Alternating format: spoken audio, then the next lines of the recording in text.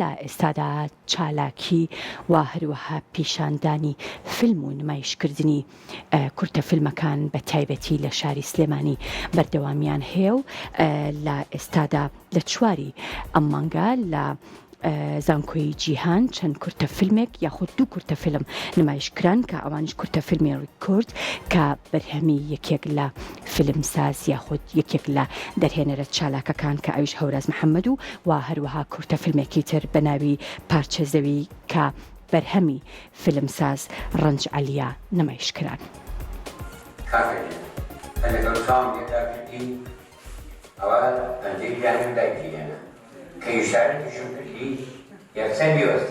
ڕۆژی چواری ئەم مانگە لە چوارچەوەی چالاکیەکی سینەمایی لە زانکۆی جیهان لە سلێمانی با سەرپەرشتی بەشی ڕۆشنبیری زانکۆکە و بە هاوکاری بەڕێوەبەرایەتی گشتی ڕۆشنبیری و هونەر بەشی هونەری سینەمای سلێمانی کورتە فیلمی ڕیکۆردی فیلمساز هەوراز محەممەد و کورتە فیلمی پارچە زەوی فیلمساز ڕەنج عەلی نمایشکرا.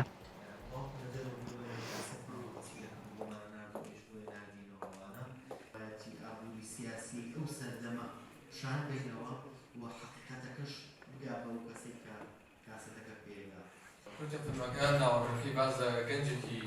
شاری سووریا ئەو ڕۆژە خۆشانی کە لە سووریا هەیەوە و ئەو نانەگەرمەی بەدەستی دایکی خۆی خواردەتی کورتە فیلمی پارچەی خاک کورتە فیلمێکە کە ساڵی 2018 کۆمەڵێک گەنج کردمان بە ڕۆپارێکی زۆر کەم و یەکەم کاری ئەزمموی بوو بۆی بتوانین بەردەوام مەسەن کاری باشتر بکەین بتوانین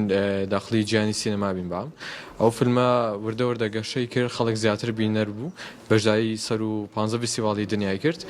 لەو ڕێەوە کاک ئەحمەد یاوەڕم کە تەلەڤیزیۆن زانکۆی جیهانە داوای کرد کە فیستیڤاڵێکی بچووک کرێ بۆ فیلمانە و بەردەوام بێن پرۆگرامە بۆ ئێمەش پێمان خۆش بوو کە کورتە فیلمەکان لێرە نمایش کرێ و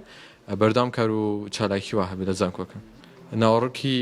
کورتە فیلمی پارچەی خاک باسی گەنجێکەکە کە لە وڵاتی سووریا بۆی جەنگە و ئاوارا بێت یا تێکێک لە شارەکانی عێراق و بەهۆی ئەو جیاکاری و ئەو ڕیسیزمی کە لەناو کۆمەلگاکە هەیە ئەو کەسە بەردەوام هەستەکە کە لە جەنگایە و ئازاد نەبوو بەردەوامەکەوێتەوە ئەو دۆخە خراپەی کە تیای بوو بووە پەیامی فیلمەکە بە گشتیەوەیە کە ئێمە بتوانین لە ڕێی وشەکانمان لە ڕێی چالێکیەکانمانەوە یان لە ڕێی